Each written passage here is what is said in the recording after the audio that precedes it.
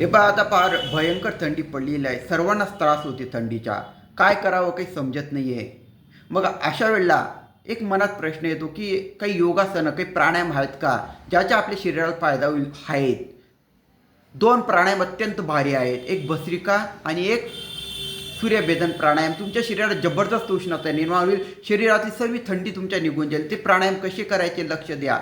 भस्त्रिका प्राणायाम, नाकाने खोल श्वास घ्यायचा, नाकाने सोडायचा. पहा कसं.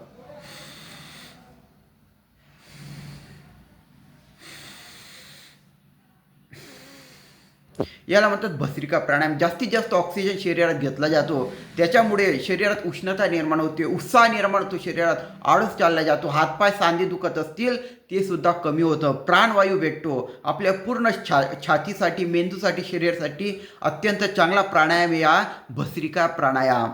फक्त ज्यांना हाय बी पी असेल, ज्यांना हृदयाचे त्रास असतील, त्यांनी जोरजोरात हे प्राणायाम करायचे नाही. हळूहळू श्वास घ्यायचे आणि सोडायचा.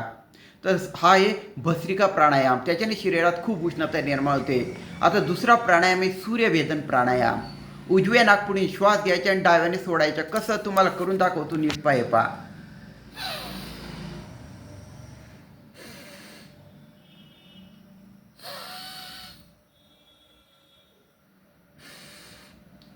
म्हणजे उजव्या नाकपुडी श्वास घ्यायचे आणि डाव्याने सोडायचे. सोपं आहे. आपण याच्याने सुद्धा पण नावातच सूर्य आहे त्याच्या, म्हणून याच्याने सुद्धा शरीरात उष्णता निर्माण होते आणि पूर्ण शरीराला फायदा होतो. हातपाय सांधेदुखी कमी होण्यास मदत होते.